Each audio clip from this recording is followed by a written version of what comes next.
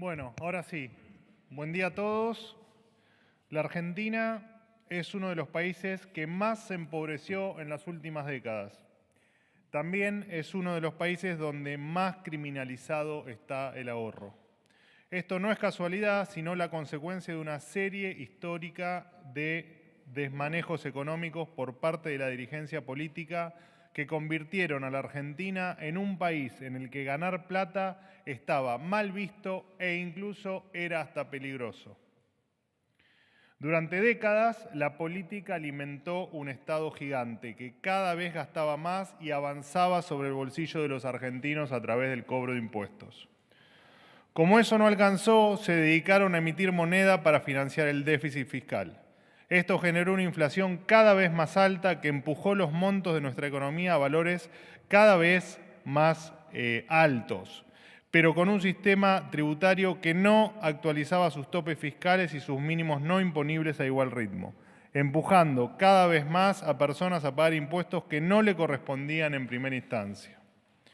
Esto sirvió de caldo de cultivo para un círculo vicioso en el que los argentinos se volcaron cada vez más a la informalidad y el Estado subió cada vez más los impuestos sobre los pocos formales que iban quedando en la economía. Fue tal la aberración que tuvimos cepo cambiario durante casi 10 años, poniendo a las personas que querían comprar más de $200 para ahorrar al mismo nivel que un delincuente como Al Capone, y tratándolos de la misma manera, con perros entrenados y todo el peso de las fuerzas de seguridad. Todos recordamos la imagen de Calle Florida con los perros y las fuerzas de seguridad persiguiendo a la gente de bien. Mientras tanto, los corruptos, los amigos de la vieja política, los que navegaban en yates por el Mediterráneo, tenían, por supuesto, garantizada su impunidad. Así, llegamos a un resultado catastrófico en el que el 50% de nuestra economía terminó siendo informal y el Estado, cual gran hermano, controlaba todas las transacciones de sus ciudadanos, como si fueran criminales que merecían castigo. Bajo esta triste realidad normalizamos prácticas ridículas, como que el Estado obliga a los bancos, por ejemplo, a informar todas las extracciones de efectivo que se hicieran y obliga a los comercios a informar compras de cualquier tipo. Es decir, la voracidad fiscal de los políticos nos llevó a malgastar recursos en vigilar a una persona por cometer delitos imperdonables como llenar el chango en un supermercado o comprarse una licuadora. Registrábamos tantas operaciones presuntamente sospechosas que la UIF, la Unidad de Información Financiera, solo le alcanzaban los recursos para auditar el 0.34% de ellas. Una verdadera tomada de pelo. En un acto de locura colectiva de la política se decidió tratar a todos los argentinos como potenciales delincuentes, invirtiendo el principio de inocencia consagrado en nuestra Constitución argentina. Estas medidas enemistaron a la ciudadanía con nuestro sistema, nos hicieron desconfiar del Estado y de los bancos. Y hoy, por cada peso que circula formalmente en nuestra economía, hay 5 en la informalidad, ya sea circulando en la economía en negro o ahorrados en forma de dólares. Así nos convertimos en el país de la región con menos empresas cada 1000 habitantes, con un crecimiento alarmante del empleo informal y con un empleo formal que no crece desde hace 14 años. Y lo que es peor, esta pantomima de control tampoco ayudó a combatir los flujos de dinero que sí provienen de actividades delictivas. La política trató a los argentinos de bien como criminales y como resultado de esta pésima estrategia, los delincuentes, que eran delincuentes de verdad, quedaron impunes.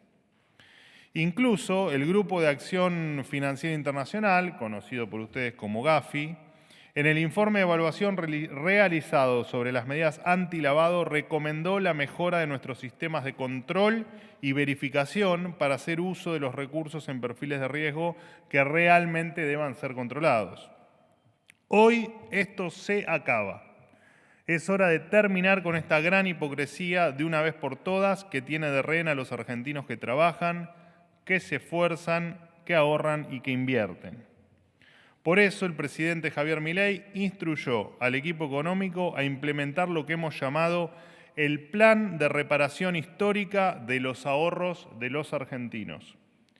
El mismo contiene 2 etapas. La primera implica todo lo que el Poder Ejecutivo puede hacer y está a su alcance, en el marco de la ley vigente. Estas medidas se aplicarán a través de un decreto que el presidente firmará en las próximas horas. Asimismo, la UIF, la Unidad de Información Financiera, adecuará su normativa al nuevo esquema. La segunda etapa consiste en un proyecto de ley para blindar a los ahorristas argentinos de aquí al futuro, frente a las próximas administraciones, porque quienes delinearon el marco normativo actual, perseguidor y expulsor, se presentan cada 4 años a elecciones. Tenemos que hacer un cambio de chip para que el Estado respete una verdad elemental. Tus dólares, tu decisión. O sea, lo tuyo es tuyo y no es del Estado. Lo tuyo es tuyo y podés gastarlo y usarlo como quieras, sin tener que andar demostrando a cada rato de dónde lo sacaste. Los argentinos vuelven a ser inocentes hasta que Arca demuestre lo contrario. Sí, los argentinos vuelven a ser inocentes hasta que Arca demuestre lo contrario. Pero no se confundan con estas palabras. No vamos a retroceder ni un centímetro en nuestra batalla contra el crimen. Y ahora vamos a destinar los recursos debidamente para combatir a quienes sí cometan delitos, para castigarlos con todo el peso de la ley. Precisamente porque en nuestro gobierno el que las hace las paga. Se acabó la ridiculez de que paguen justos por pecadores. El mandato de la presidencia de Javier Milei es dar vuelta a la página de la miseria de nuestra historia y encauzarnos de forma definitiva en un verdadero sendero de crecimiento.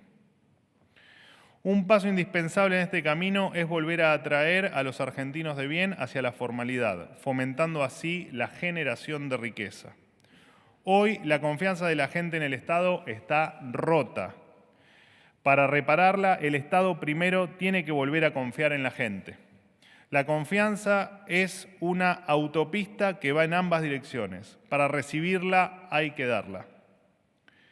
Solo si confiamos en la gente y permitimos que el dinero circule libremente, el país podrá salir adelante de una vez y para siempre.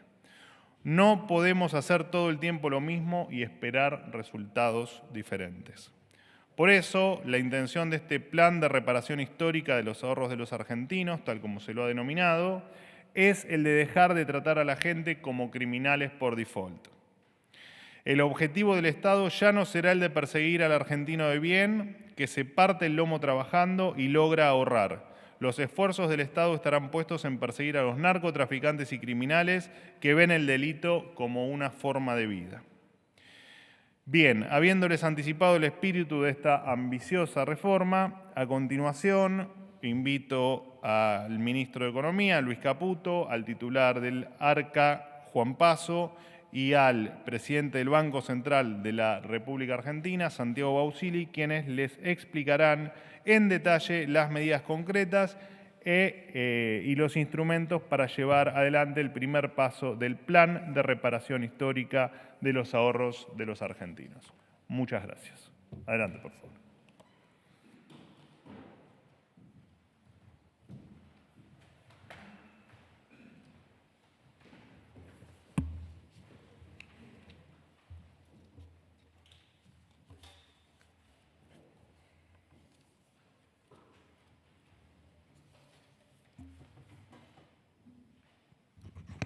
Bueno, buenos días a todos. En realidad, ya dijiste gran parte y mucho mejor lo que yo venía a contarles también, que es un poco el contexto y el porqué de este mandato presidencial que nos ha dado el presidente para resolver un tema que viene ya de hace tantos años en Argentina. Tratando de profundizar un poquito en lo que decía Manuel, a mí, yo digo que Argentina es un país que en los últimos 25 años se acostumbró a regular, ¿sí?, por la excepción. Es decir, asume que el 99,99% de los argentinos son criminales, cuando la realidad es exactamente al revés, ¿sí? Y eso generó un nivel de informalidad que se da por dos razones. Una, por el exceso de impuestos que el país cobra, pero otra, tan importante como esta, por el exceso de controles y regulaciones. Y eso es un poco lo que venimos a cambiar hoy, ¿sí? Es un cambio de régimen, es algo muy profundo, que apunta a devolverle la libertad a la gente, la libertad de sus ahorros, la libertad de lo que ha hecho en los últimos 25 años. Ahora, ¿cómo llegamos a esta situación? Bueno, tiene como siempre un origen fiscal. Argentina, en los últimos 25 años, esencialmente pasó a duplicar su nivel de gasto. El gasto público se mide típicamente como porcentaje de Producto Bruto, pero este es un detalle técnico que no importa. En los 90, digamos, el gasto público solía representar aproximadamente entre el 23 y el 24% del producto. Para el año 2020, este porcentaje llegó al 47%, es decir, se duplicó. ¿Cómo se financió ese exceso de gasto, esta duplicación del gasto público? Bueno, obviamente con mayores impuestos. Mayores impuestos que hicieron que naturalmente mucha gente tuviera que empezar a irse al sector informal, porque si no quebraban, porque eran impagables. Entonces, ¿cuál fue la reacción de los gobiernos a esto? Bueno, empezar a perseguir cada vez más y más a la gente, ¿no? Empezar a poner cada vez más controles, más regulaciones, haciéndole el día a día a la gente prácticamente insoportable, pero de las cosas menores hasta cosas mayores. Es decir, si uno quería abrir una cuenta en un banco, tiene que presentar su declaración jurada y un montón de cosas, y si quiere hacer una transferencia. El otro día me contaba una persona que conozco mucho que en uno de los bancos más importantes, donde él es una persona de muchos recursos, y es uno de los probablemente clientes más importantes de ese banco, cliente de hace 30 años, le estaba girando 750.000 pesos a su esposa. Tenía que justificarlo. Entonces, digamos, ustedes conocen cantidad de ejemplos, desde ir al supermercado y que les dividan los tickets en 3 y que tengan que mostrar el DNI porque sale 90.000 pesos. O sea, se llegó a un nivel de locura en esto que realmente a la gente se le hace insoportable tener que lidiar con todos estos controles. Esto entonces hizo que cada vez más gente se fuera a la informalidad, ¿sí? Porque ya además de los impuestos están todos estos controles y presentaciones que se hace insoportable. Entonces, ¿en qué deriva esto? Gastamos más. Cada vez más gente se va a la informalidad, cada vez recaudamos menos. Gastamos más, recaudamos menos, tenemos mayor déficit. Ahora, no podemos seguir financiando ese déficit con suba de impuestos. Entonces viene lo que decía muy bien Manuel. Empieza el financiamiento con deuda, pero sobre todo con emisión. Y como ya explicó muchísimas veces nuestro presidente, ¿qué pasa cuando se empieza a emitir dinero en exceso? Se devalúa la moneda contra el resto de los bienes, ¿sí? Entonces, se empieza a generar mayor inflación y mayor devaluación, ¿no? ¿Y cuál es la reacción nuevamente del Estado frente a eso? Bueno, poner controles. Entonces, controlemos precios y pongámosle cepo al dólar. Entonces, a raíz de esto, empezó a pasar que la gente también que tenía ahorros en blanco también tenía que empezar a irse al canal informal porque tampoco tenía forma de cambiar esos ahorros, si quisiera, de pesos a dólares.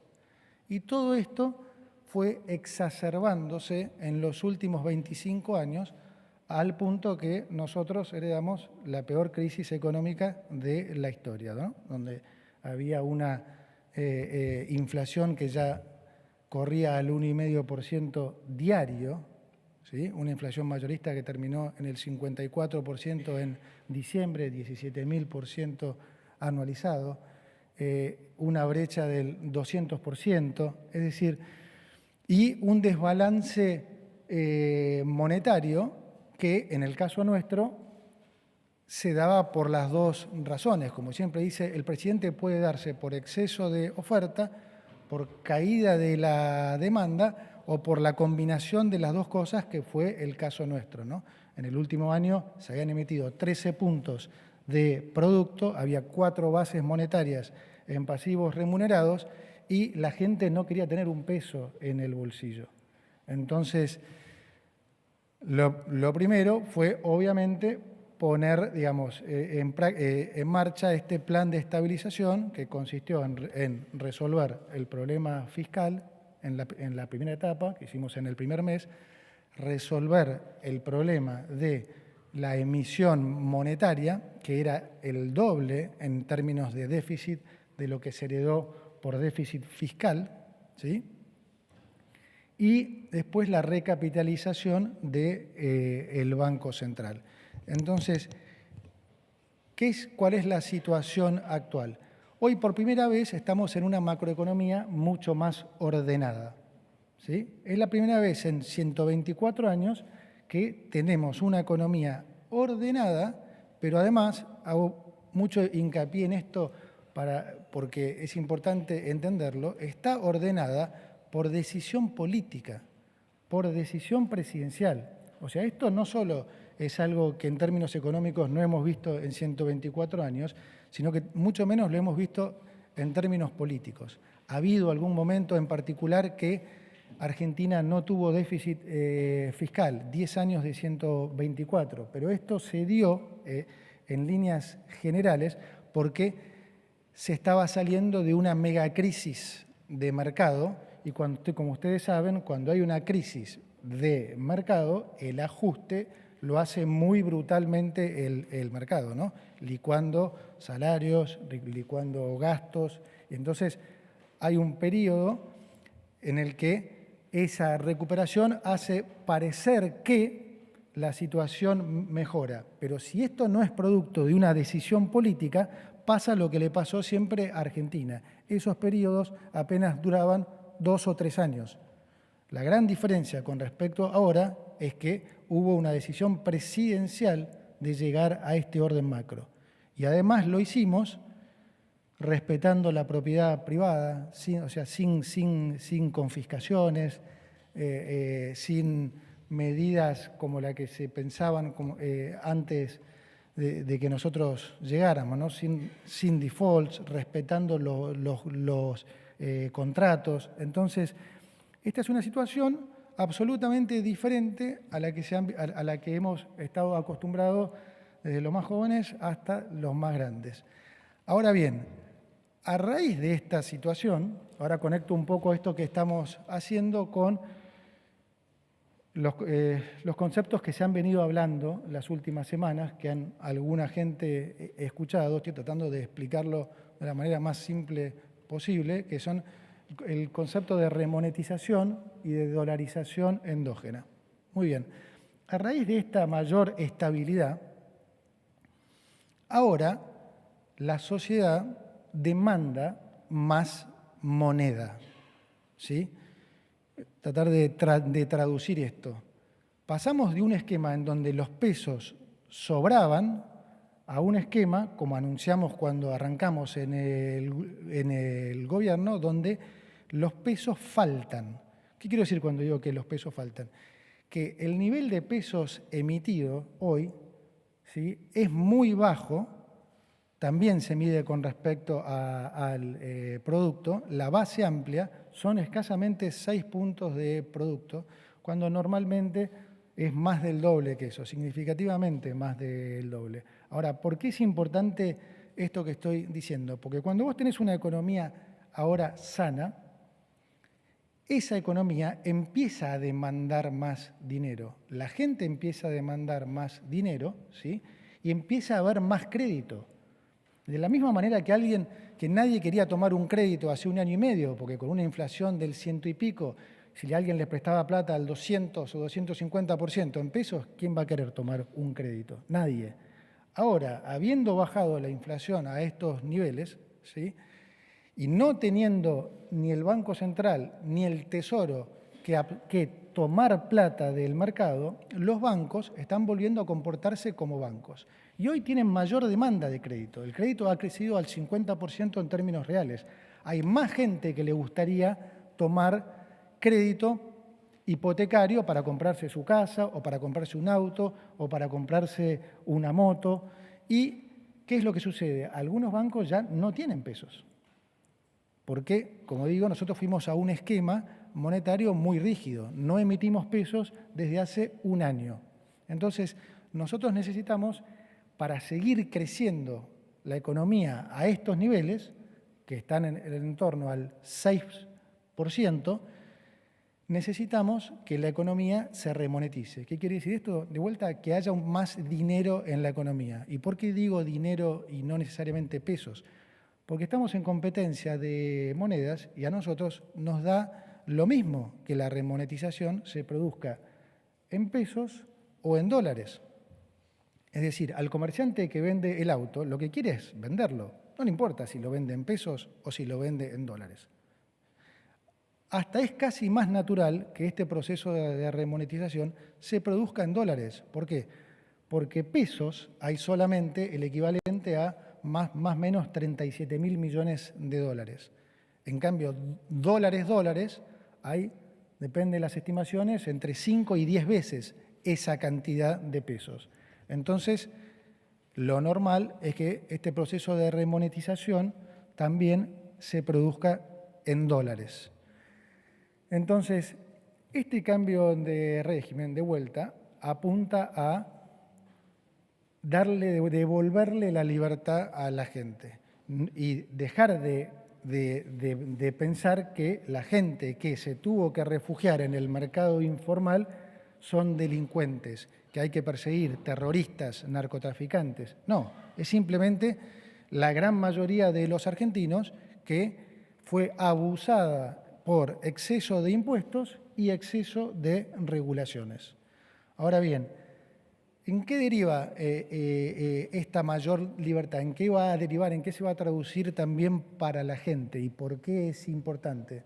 Porque si nosotros logramos que esta remonetización también se dé, ya sea en pesos o en dólares, vamos a lograr que la economía siga creciendo, que este crecimiento ya pase a ser sostenido, que se mantenga en el tiempo. Y si nosotros logramos que este crecimiento se mantenga en el tiempo, ¿sí?, dependiendo si logramos que la economía pueda crecer entre un 6 o un 8%, que son niveles que tranquilamente Argentina puede seguir manteniendo por los próximos años, desde el Estado le vamos a estar devolviendo al sector privado en baja de impuestos entre 420.000 y 550.000 millones de dólares. ¿Cuánto es eso? Un montón. Es una barbaridad. Es lo que le va a permitir al sector privado ser más competitivo y por las buenas razones. ¿Sí? En Argentina estamos acostumbrados a que para ser competitivo hay que devaluar. Argentina tiene que parecer barata en dólares y eso es a costa de salarios bajos de los laburantes. No, o sea, hay que ganar competitividad bajando impuestos, bajando regulaciones, abriéndose al mundo a competir y las empresas invirtiendo. Ese es el modelo al que nosotros estamos yendo y ese es el modelo que tratamos de hacerle entender al empresariado que ha cambiado, ¿no? Esto va también a ayudar mucho en esto. Y en definitiva es para todos los argentinos. Cuando decimos de este régimen, no es para el que logró escapar, no es para el que se fue al sector informal. Para los que pagamos impuestos, esto es muy importante también, porque los que pagamos impuestos, ¿qué queremos? Pagar cada vez menos, ¿no? Entonces, este cambio, digamos, es un cambio hacia la formalidad, pero por la positiva. Como bien dijo Manuel, si la política quiere que la gente vuelva a confiar en la dirigencia tiene que empezar a confiar en la gente. Entonces, esto va a ayudar a que haya mayor formalidad. Entonces, la combinación de que haya mayor formalidad y que haya mayor crecimiento, eso nos va a permitir recaudar más por las dos vías. A sabiendas que nosotros no aumentamos el gasto, sino por el contrario, seguimos cuidando el gasto, cada vez vamos a tener mayor superávit, mayor ahorro. Ese mayor ahorro nos va a permitir, de vuelta, como dije antes, poder devolver mayores montos en impuestos al sector privado. Entonces, esto va a permitir que los que pagamos impuestos a nivel personal paguemos cada vez menos y que las empresas también paguen cada vez menos, lo que de vuelta va a hacerlas más eficientes y va a permitir entonces que la gente también pueda acceder a mejores productos a mejores precios. Entonces, esto en resumen va a derivar en algo extremadamente positivo para todos los argentinos. Vamos a tener mayor formalidad, vamos a tener menores impuestos, va a haber finalmente creación de empleo, va a haber mejora en los salarios y vamos a tener acceso a mejores productos a mejores precios. Bueno, espero haber sido lo más claro posible y ahora le voy a ceder la palabra al titular de ARCA para que les cuente en particular de qué se trata este cambio de régimen que estamos hablando. Juan. Buenos días. Muchísimas gracias. Bueno, como bien lo expresaron Manuel y el ministro, estamos acá para cumplir con un mandato del presidente de la Nación, Javier Milei, y venimos a dar un paso más en la reducción de la exagerada burocracia que ahogó la Argentina durante décadas. La realidad es que estoy a cargo de un organismo que nombró más de 6.000 agentes, duplicó las regulaciones y lo único que consiguió fue reducir la formalidad e incrementar la informalidad. Por eso desde ARCA venimos a tomar 3 decisiones que creemos que le simplifican la vida y le dan más libertad a todos los argentinos. En primer lugar, vamos a derogar los regímenes de información, que son mecanismos a través de los cuales comercios y profesionales tienen que remitir a ARCA la información de las operaciones de los ciudadanos. El primero, y quizás el más importante, es el régimen informativo para compras con tarjeta de débito, crédito y billeteras virtuales para consumos personales. Hasta hoy, las administradoras de tarjeta de crédito le informan a ARCA todas las compras que hace una persona usando ese medio de pago. Todas las compras. Desde ahora no se van a informar más, por lo que el monto de los consumos personales va a estar resguardado como toda la información privada. El segundo y más técnico es el CITI de los escribanos, el cruzamiento informático de transacciones importantes. Un sistema implementado por la Exafip, donde los escribanos tenían que reportar mensualmente todas las operaciones notariales. Desde ahora, los escribanos ya no deberán informar de ninguna operación a ARCA. El régimen informativo de compraventa de vehículos usados también va a dejar de ser parte de los reportes y ninguna operación se va a reportar a ARCA. El régimen informativo de pago de expensas, a partir de hoy, también queda derogado. Para dar un ejemplo, se informaban todos los pagos de expensas a partir de 32.000 pesos. El código de oferta de transferencia inmueble. A partir de ahora, el vendedor de una propiedad o el agente inmobiliario no deberá reportar a ARCA cuando lo ponga en venta una propiedad. También, otro absurdo, el régimen de consumos relevantes de electricidad, agua, gas y telefonía. A partir de ahora, los proveedores de servicios públicos no deberán reportar a ARCA más dichos consumos.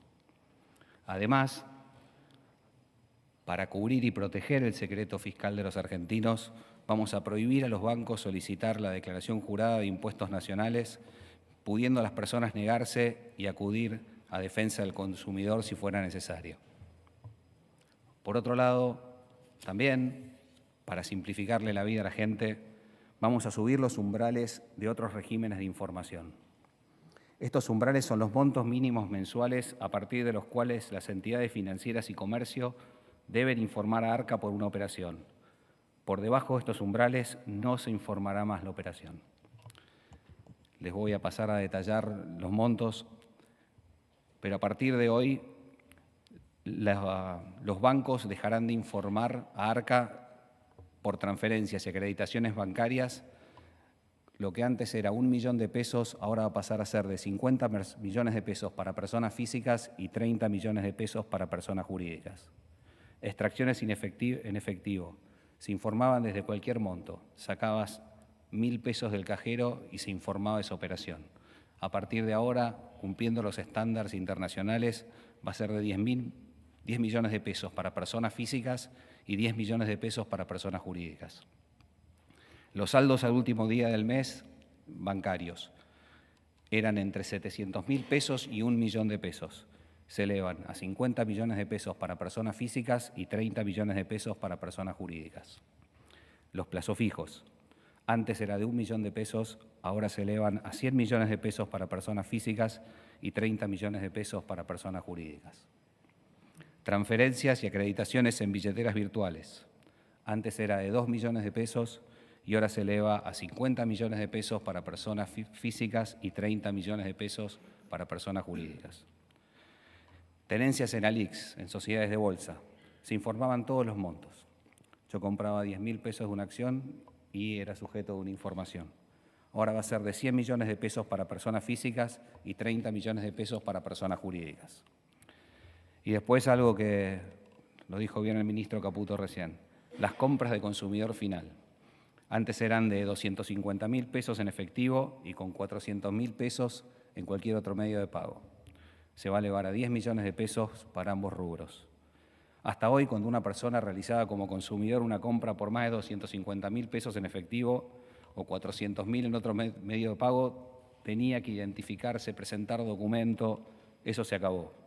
A partir de ahora, hasta 10 millones de pesos pueden hacer una compra sin que nadie les requiera información adicional. El ejemplo icónico durante el kirchnerismo era la compra del supermercado, como bien dijo el ministro, y los distintos recortes que teníamos que hacer para evadir un control absurdo. Y por último, venimos a presentar un régimen simplificado de ganancias.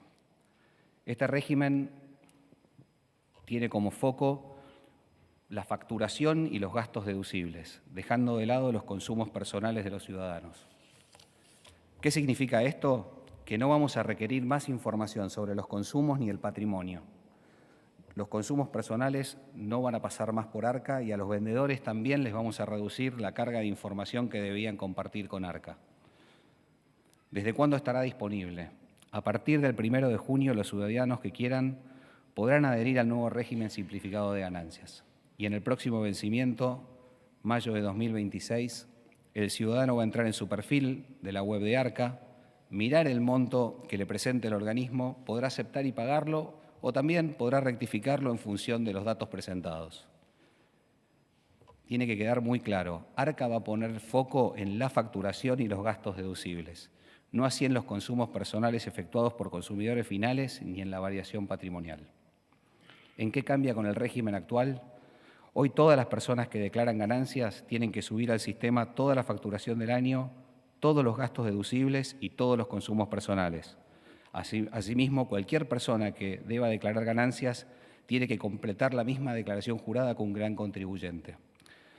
Es un trámite complejo, difícil, con ingresos y los gastos, pero también con información personal como el patrimonio al inicio y el patrimonio al final.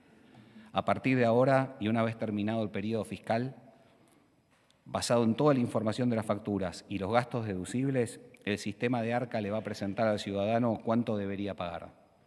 El ciudadano podrá revisar y editar esa información. Además de hacer anónimos los gastos personales, este nuevo régimen es mucho más simple y mucho más rápido.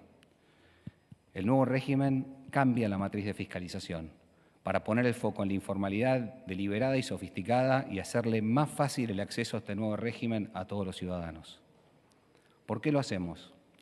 Lo hacemos porque de esta manera optimizamos los recursos de ARCA para fiscalizar las grandes obligaciones tributarias, poniendo el foco en los grandes contribuyentes y bajando el costo de cumplimiento, tanto de los contribuyentes como del Estado. Es nuestra responsabilidad como gobierno generar los incentivos que inviten al ciudadano a entrar al sistema formal, condición necesaria para poder acceder al crédito de largo plazo que permitirá, junto al orden macroeconómico, solidificar las bases del crecimiento de la economía. Tenemos que dejar de ser un país que uno compraba una zapatilla en 24 cuotas y una casa al contado.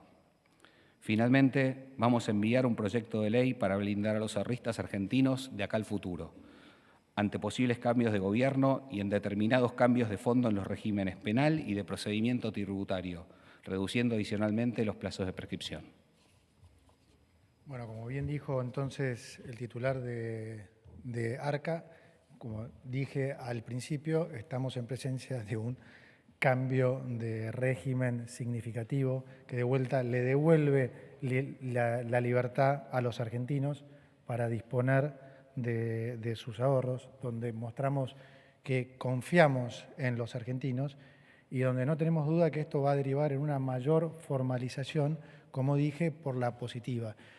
No hay mayor torpeza que ignorar la evidencia empírica. O sea, la realidad es que estos últimos 25 años, este sistema, además de llevarnos a la peor crisis de nuestra historia, desde el punto de vista recaudatorio, ha probado ser totalmente obsoleta. Hoy, 1.000 quits representan el 50% de la recaudación en Argentina. ¿Escucharon bien? Y 11.000 quits representan más del 70% de la recaudación. Entonces, hay evidencia empírica que todo lo que hemos estado haciendo estos últimos 25 años falló. Entonces, vamos a iniciar, como digo, este nuevo régimen en el que, insisto, el objetivo es devolverle la libertad a la gente de disponer de sus ahorros. Cedo la palabra ahora a Santiago, el presidente del Banco Central, que también tiene unos aportes para realizar. Bueno, ¿se oye ahí? ¿Se oye bien? El Banco Central va a estar publicando normas complementarias a este cambio de régimen, que tienen esencialmente dos focos. Uno es reducir la carga burocrática de las personas que interactúen con los bancos y con el sistema financiero en general. Y dos es mejorar la calidad de los servicios que están disponibles para las personas. Y esto se va a ir dando en el marco del lanzamiento de un nuevo esquema que en el mundo se conoce como finanzas abiertas. ¿Qué son las finanzas abiertas? Casi todo el mundo, Argentina inclusive, ya logró un objetivo que tuvo durante los últimos 10 años, que es la inclusión financiera, lograr que la gente tenga acceso a cuentas bancarias y a participar en el sistema financiero, que eso después trae acceso al crédito y un montón de beneficios para la planeación financiera personal. En Argentina el 98% de los adultos tienen acceso a una cuenta bancaria y hoy con un DNI se accede a una cuenta bancaria o a una cuenta en una billetera digital. El próximo objetivo es lo que se llama el bienestar financiero. El bienestar financiero es básicamente, ya que estamos todos incluidos en el sistema financiero, lograr una mejor calidad de esos servicios. Y el esquema de finanzas abiertas se centra con ese objetivo en un mismo concepto que estamos hablando acá, que es que cada uno es dueño de lo suyo, cada uno es dueño, en este caso, de su información financiera y puede disponer de su información financiera de la manera que cada uno quiera. Lo que va a hacer el Banco Central es definir los parámetros de manera que esta información financiera se pueda compartir dentro del ecosistema financiero de una forma segura y que esté bien preservada. Y que cada uno, de nuevo, pueda decir con quién la comparte y cómo. Entonces, doy un ejemplo para que se entienda. Hoy, muchas veces nos piden una declaración jurada patrimonial para intentar establecer un perfil financiero como cliente. En realidad, esa declaración jurada patrimonial contiene mucha más información de la necesaria para un perfil básico de cliente. Por ahí, inclusive para conseguir un préstamo, lo único que se necesita es una serie que muestre los ingresos de los últimos X periodos. Bueno, con finanzas abiertas y con un esquema digital de compartir esta información, uno va a poder hacer con un clic, sin tener que ir al banco a presentar declaraciones juradas, darle acceso al que le quiera dar este crédito a, por ejemplo, su línea de ingresos según se encuentra registrada en ARCA. Y con eso alcanza y no necesita compartir más información. O eventualmente podrá compartir su información de viajes porque están registrados en la base SUBE. O consumos de electricidad o consumos de cualquiera de los otros servicios que uno tenga en la casa que ayuden a conformar un perfil financiero que sirva para mejorar la calidad del servicio que está buscando. Entonces, lo que buscamos acá, el objetivo de lo que vamos a ir consiguiendo es mejor calidad de servicios financieros para la gente, con un costo más barato para la provisión de esos servicios financieros, porque la información va a estar disponible en una forma digital y más transparente, mayor competencia entre los participantes del sistema financiero y de esa manera ir consiguiendo, ir avanzando en este concepto de bienestar financiero que complementa todas estas medidas del cambio de régimen.